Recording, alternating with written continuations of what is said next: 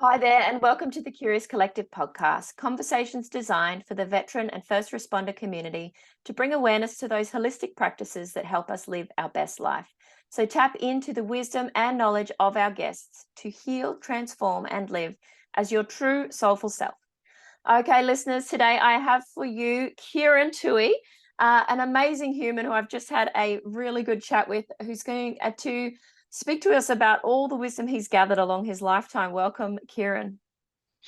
Thank you. I'll keep the camera dark for the safety and of all your viewers. You don't want to get too close to this thing. So Definitely not.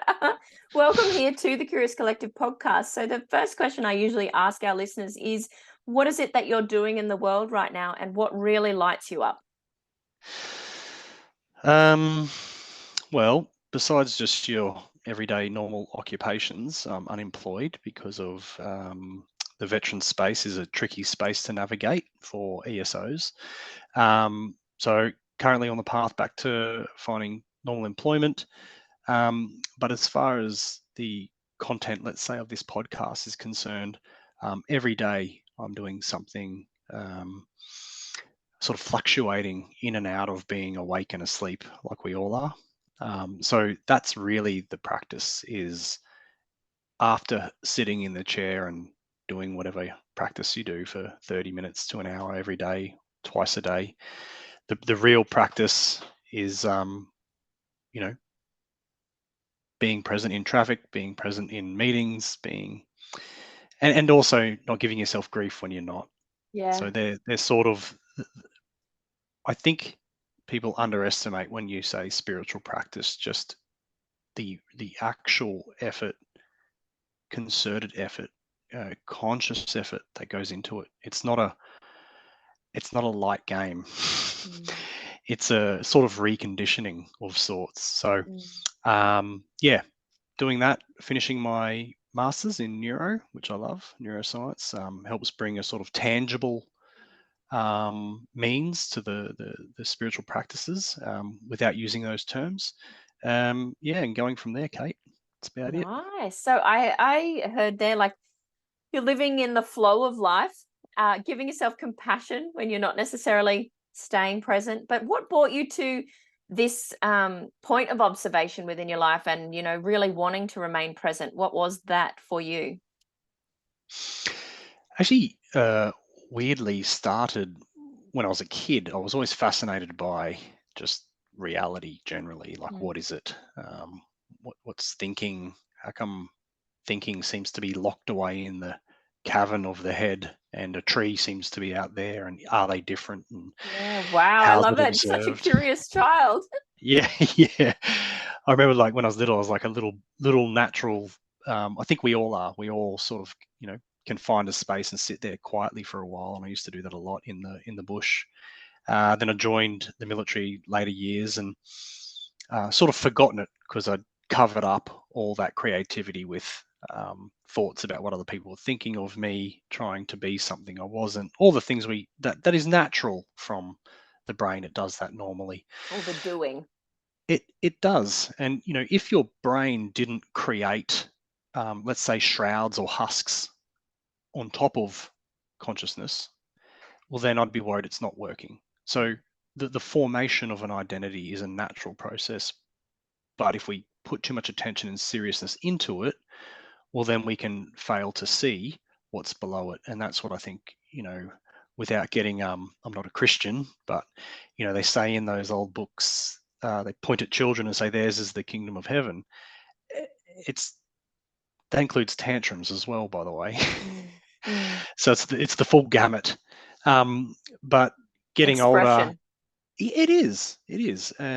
But the reason they say it is kids are not, they haven't covered up the full light that animates the body yet, or animates the mind even, and hence they see clearer. Um, then we get older, and we all know what it's like to drive a car from, I don't know, point A to point B, and you get to point B and you forgot that you drove. And that's precisely what the formation of, a maturing brain does. It creates millions of thoughts and ideas all the time. And so for an analogy, you do miss a big chunk of the journey.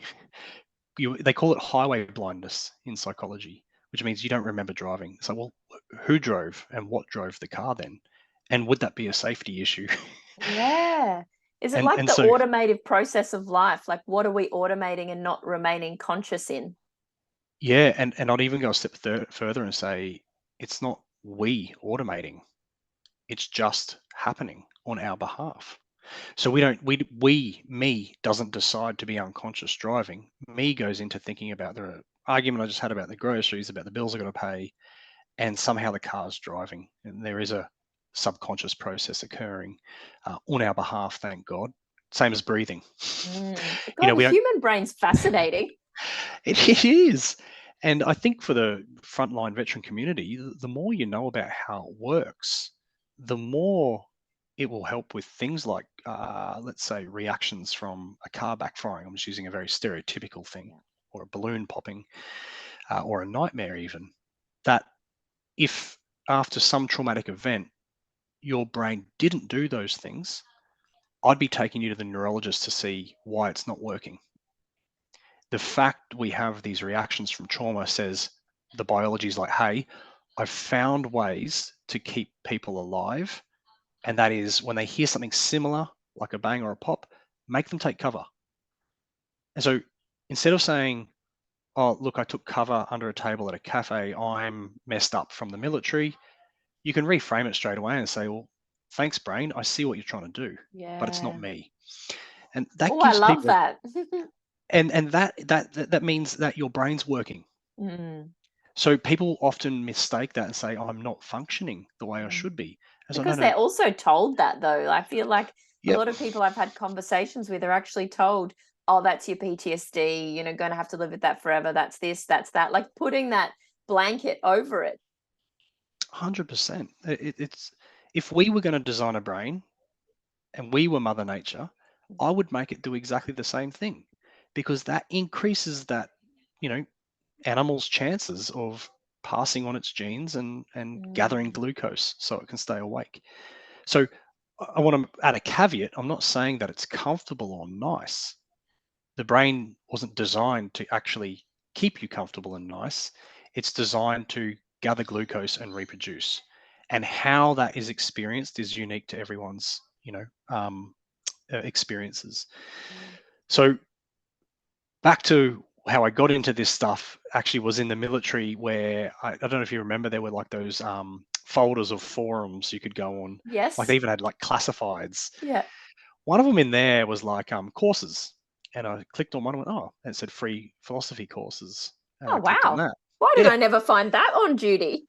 well, I ended up meeting the person who posted it, and it was a Raffi in Canberra, and it was from the School for Self Knowledge, where he learnt things like meditation and so on and so forth.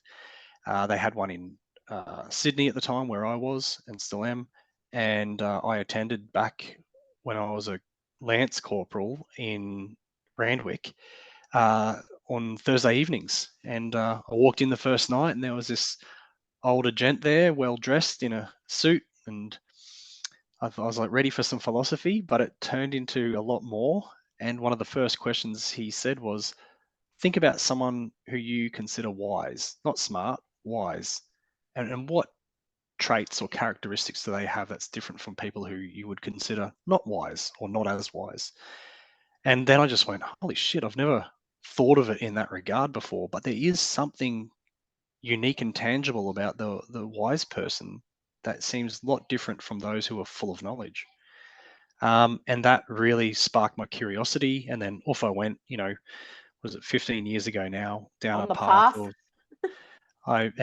you don't graduate, you work every day, every minute of every day. And just when you think you've got it, you're pushed back down again. Reach a But new depth.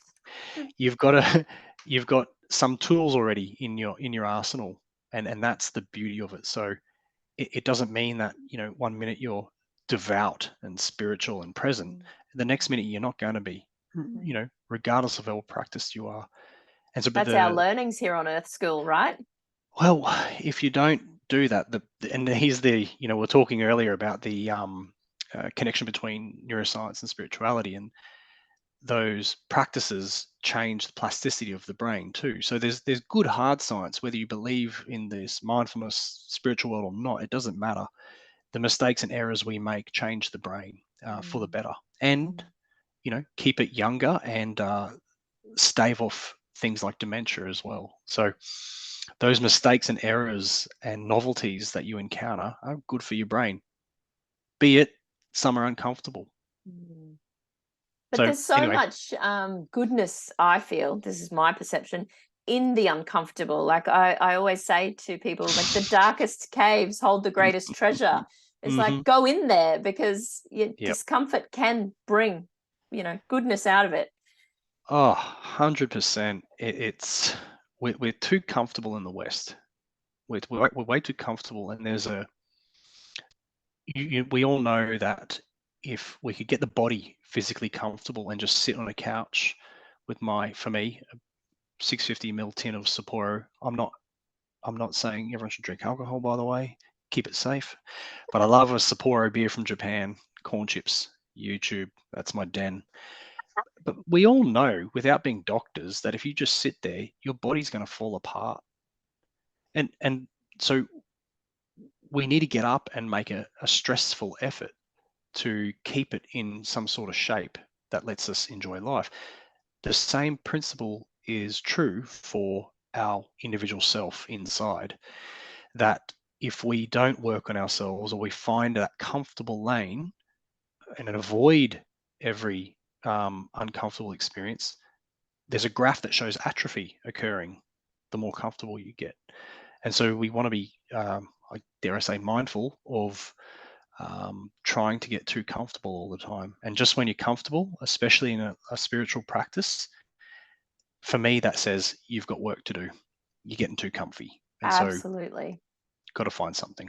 And I'd love to just reflect on the words you said, because they've landed really well for me.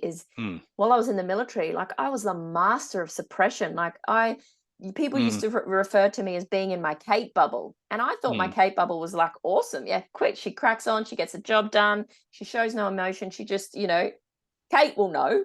But inside, I was like atrophy. You were talking about, like actually breaking down. So until I reached that point of, oh, I'm not actually feeling anything, I need to learn how to feel stuff. That discovery for me was like, whoa, what is this? Well, yeah, I mean, there's so much in that, because if you and I were in charge of creating a military, I'd do it exactly the way they did it. And that is to condition people to be, well, the word they use is capability, to be capable of, basic things. Your readiness notice, AIRN, that's a KPI of sorts that keeps you in a system of conditioning, which makes the military capable. Unfortunately, as we're saying, when you don't use something, you lose it, or we're using the word atrophy. That's exactly the struggle people have when they get out. They haven't exercised those things that we didn't need in the military. And so it's going to be natural to feel some discomfort, being unknown, feeling like you're falling, not knowing what to do, because you've never been taught those other things. So, there's a lot in that too. But yeah, anyway, that's how I came about it, Kate, through the forums on. Thank goodness for those forums. What a great, thanks to that Rafi that's out there. I wonder if he's still doing that work, or what path he's gone on. He's a good fella. Yeah. What I just want to touch on, one more question before we shift on, is, do you feel like there's a way within the framework that Army is, and how it works, that you could weave a little bit of the two together, so that within that system, that cog, that matrix, that they could be present and learn to observe and feel and, do all the things that we incorporate into our day now? Do you think the two could come together? 100%. You just got to know how to do it. And I didn't. So for the first part of my career as a digger, and as a young male, and I'm stereotyping a young male digger, you're being told what to do, but it's also a time in your life where you're trying to prove you can do it yourself to other men, other women. So I fought the system, through being, trying to be loud, humorous, drink more beer than everyone else, do more push-ups or chin-ups. And that worked. But same as you, people didn't see what it felt like inside my head. It was a catastrophe, even though I looked like I was, getting laughs from people and all that. And it was an older gent who said something to the effect of, "Don't let the big man beat you." And if you look at monks in a monastery, they're being told what to do. Mm. They paint rocks as well, like you do when you got roppers or restrictions of I have privilege. painted a rock. Yeah, there you go. I have swept a gutter. So there's two people painting a rock. One's in pure bliss and one is fucking angry. Which one got it right? So if you can fight the system, or you can use it as, for me, to break to break down your ego. Hey, you do this. And this is probably 7 years into my career. Some, higher person up said, shouting at me, pointing their finger, giving me an order. And I just went, yep, no worries. And then I came back after I'd done it and said, what else? And they're like, do this. And it was like, you could see they were getting frustrated because it didn't frustrate me anymore. Yeah. And so I think that's the way. Instead of fighting it, it's like, why are we always Surrender. trying to be right? Why are we always trying to show that you can't control it? It's like, just do it. Mm. It's like people getting pulled over by cops, and there's a lot of arguments straight away. What's your name? I'm like, watch, I'll give you a demo of how you can go freely and quickly. Mm. Pull over, sure. Take out your wallet. Okay, how fast? Give me your license right away. There you go. How's that? What else can I do for you? Oh, nothing. He's not causing any dramas. Let him go. Yeah. And now I know that experience is not the same for everyone, but at least try something like that. And so that's the same sort of principle with the The path military. of least resistance. I'm saving energy. Up to Yeah. you. If you don't want to do it, then fight them all you want, but So you'll you grow can then tired. funnel that energy into something that brings you joy. Yeah, I get off earlier and go surfing. So Yeah. I'm happy. I love that. Yeah. So you went along to these classes and met these people in Sydney. Where Yeah. did that take you after that? Those classes and what I did it for 10, 11 years straight. Yeah, wow. And you think uni is hard or doing a PhD, there's nothing compared to this. I did psychology and now neuro. It's got nothing on this. Mm. And I am, I'll say that as much as I need to. It's got nothing on this. So when I struggled getting out of the military, I saw a psychologist, and they had good intentions and did a really nice job of listening and that. But it still had nothing on this self-knowledge. It wasn't called the school of self-knowledge. It was the school for self-knowledge, indicating that you've got resources in you, man. Yeah. We're just going to help show you unlock them. Tap into them. And so really what those resources were is when someone is screaming at you, or you are fed up in traffic, or you've got a little toolkit there. You're like, the world can do whatever it wants, but I'm going to stop sort of renting my brain out to it. Yes, I love that. You've So got what are the main toolkit. tools in your toolkit that you sort of tap into? Geez, I could get this could go deep and go for about 4 days, this conversation, but really the trick is, it's not even a trick. I briefly will talk about observing and seeing. So to see or observe any phenomena in the universe, it requires two parties. This is just physics. It's not mystical. There's a tree. Here's your eye, or the point of view. The point of view needs to be there. If the point of view is gone, you can't see the tree. So there has to be an observer. Now, let's go inside the head. Here are the thoughts, and here's the point of view. You cannot be what you're observing. Mm. So that includes frustrated, that includes white male privileged, that includes despondent and poor. Really, and they do matter. I'm not saying they don't. But if you can find that trick and go, how can I be what I'm observing? And who's observing? Well, you have instant release from the troubles of the world in front of you, It like but you've got to dissolves practice. away. Well, in the old Hindu scriptures, they call them sanskaric seeds, and they are parts of your karma. So, mindfulness-based cognitive therapy is a butchered version of what might, old Hindu scriptures would sort of instruct or practice. Is when you can observe a behavior, a thought, or a pattern, it has this. It's almost like a consequence of being fully observed. It pops and disappears.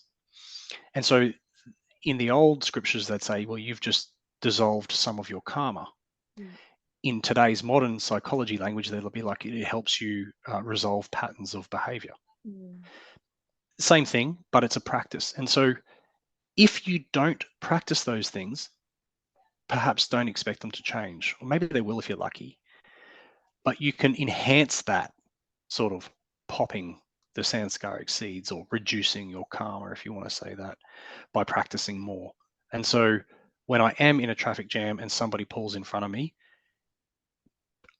it's like you can take offense or not. And they maybe wiped you out and nearly hurt your family in the car. They maybe didn't even see you. Maybe they did, and maybe they deliberately do, and I'm going to go annoy this person so they beep at me. Great. So to answer your question, using that sort of silence or observation behind the thinking can resolve anything, except you have to practice nonstop till It's the like day a you die. daily practice. I really love what you've said there, and I love to do it in other people. So if I'm Mm, interacting with another human and I'm like getting these thoughts about, oh, like, oh, what they're saying this, they're doing this, I like to use that observation of, okay, what within them is actually within me, and what mm, is that they're saying or doing, am I mm, like blocking or suppressing? People fascinate me. I'm one of those like mm. people watchers. I used to go to big day out and music festivals, and yeah, I loved the music, no doubt about that. But I used to people watch because that was the Hell most yeah. fascinating place to get amongst it, really. Oh, I love it too. People watching is excellent. Mm. But that self observation through others for me is a powerful one. Yeah, well, I mean, and self-observation, just observation, yeah, of even identity, like who I think I am. I used to get upset when I would be disciplined for doing something wrong, and I'd go, "Oh, this Kieran thing did something wrong. Be better, be this, be that." And I'm like, even that is observable. And so I was like, how am I observing this? And the moment that I realized that I could observe it in the moment every second of the day, mental health just started to resolve itself. Now, I'm not saying that, people who are struggling shouldn't use a psychiatrist and psychologist at all. You should if you need it. Mm. But I hope that you can talk to them, or at least they can sort of talk to you about cognitive tools that are inside, Yeah. that if you practice once you leave the clinic, you're like, now what? It's like, now Mm. what? Now you've got heaps to do. And that means getting on the bus and, you know, feeling your ticket in your hand while you Mm. tap the pass. You can do it everywhere. You can feel your hand putting a key into a lock. Like, where are you when you're doing all these things? We sleepwalk through days of our lives, and we sort of go back to that first thing, miss heaven, which is right in front of us. Um, and old scripture says, heaven is not above in the clouds, it is scattered across the face of the earth, but capital M, man for human, man fails to see. Oh, I love it. I need to So start reading some of these scriptures. This is it, great. so it's not saying up there, it's saying here Mm. now. Mm. But are you lost in here? And if you Mm. are, crucify the thoughts. Yeah, I love that. Another thing while we're on this sort of, heaven and God sort of trend. I got once told that God isn't like a person. He's within every cell of your body, if you want to say it like that, as in it's just light. And as you grow as a little seed or a little fetus and you grow, every single cell has that within it. So Mm, when you're praying, you're mm. you're you're actually praying to you, to your higher self. You're asking, for what you want from God, yes, but you are actually that. So that blew my mind. I'm like, what? 100%. I mean, I grew up Catholic and going to church and listening to the sort of dogmatic version of what they thought was a system to rule other people. Mm. And it wasn't until I went to this school that I learned there's a metaphorical way to read old scripture. They didn't have words like fMRI scan or psychologist or mindfulness-based stress reduction. They used parables and stories, like driving on the road. You know, do you see the journey, or are you, thinking about the groceries and the fight you had? There's a modern version of what they did in the Old Testament or New Testament. Yeah. And when they'd use words like, Relatable. well, yeah, and they'd use words like kill or sacrifice, Mm, they're talking about this. mm. And they're not like literally go slaughter another human.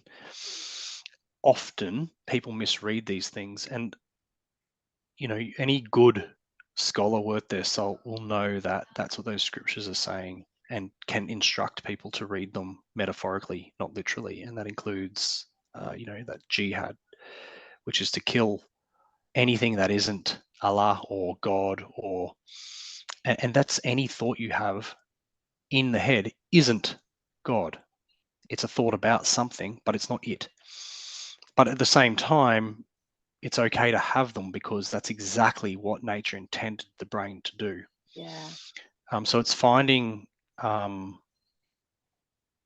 balance between the yin and the yang everywhere you go. And so while you look at that yin and yang symbol, the white has a bit of black in it and the black has a bit of white. But what people fail to see is that line in the middle.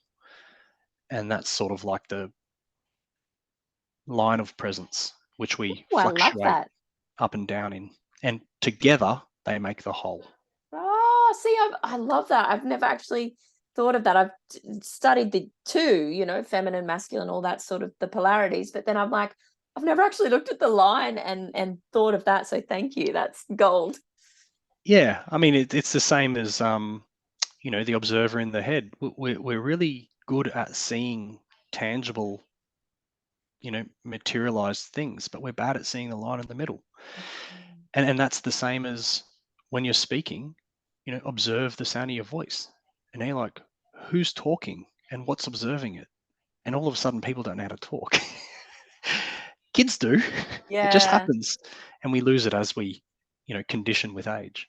Kids are really amazing. Like you were talking about before, like, where are you? My kids get angry at me because I'm like, they're carrying on. And I say, where are your feet right now? And they're like, ah, and they have to stop. And they're like, they're on the ground. Like, Yeah, and come back to the body. It's like, yeah. they're on the ground. Best practices are the simple ones. And I Mm, think that, you'll agree, I'm sure, that people in this area practicing meditations or mindfulness or whatever they're doing, some spiritual work, forget the basic things. Like, what about the pressure of the grip of your hand while you're cutting a carrot? Like, where are mm, you? you, yeah. you can be present anywhere all the time, but you've got to practice Yeah. to become more practiced and be more Yeah. present. Yeah. Yeah. Oh, so good. You have given us so much little gold nuggets of wisdom along the way. So, what I would really love you now, just to sort of finish up our conversation, is if the listeners were wanting to find out more, say, perhaps about these sort of work in the scriptures that you've read, or even just this, the line in the middle, like this presence, what advice would you have for them if they're brand new to it? Like, what advice to shift into this world? Crikey. It's a big question. Yeah, it is. It's hard because everyone's going to, find their own flavor for what works best for them. I respect that. It, listen to a podcast from, like, for me, I really like Sam Harris. He, regardless of his political ideas and opinions, like put that aside. But when he talks about meditation, he's very clear. There's almost never a word out of place. So he's very good, and he does a 7-minute sort of guided meditation. And so it's very straightforward and very practical. But the biggest thing is at some point, you've got to stop reading. At some point, you've got to stop using a podcast. At some point, you've got to stop looking outside of you for the answers. And so between the podcasts and between the books, from moving from the computer back to the office, feel your feet on the ground. Like, work on yourself before pointing at everyone else is probably the best advice. And you can do that. You're in a really good classroom to do this practice. It's called Western culture, which is difficult right now and messy. And the political sphere is tricky. So you've got one of the best classrooms in the world ever to practice. People pulling in front of you on the road. You're such a Sydneyite. That's like, that is a common thing for you. It would be, because they're crazy down there.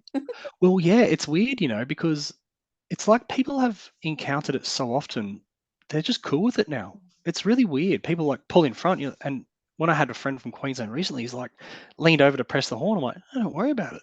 I'm like, dude, who cares? It's common practice.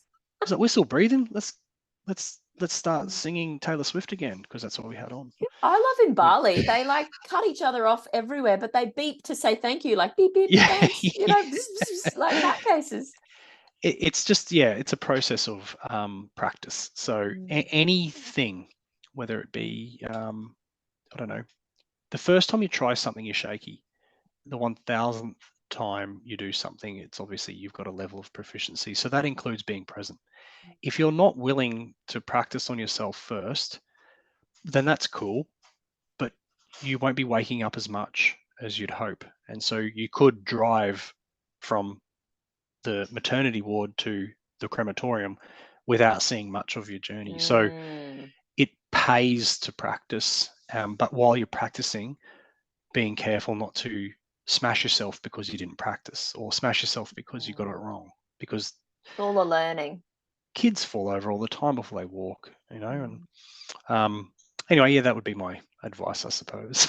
Pure gold. Thank you so much. That was really valuable, and actually so many good things throughout this conversation. So thank you so much, Kieran, for being here with us on the podcast, and we might even have you back sometime. You. Thank you so much. Katie out. Thanks, Kate.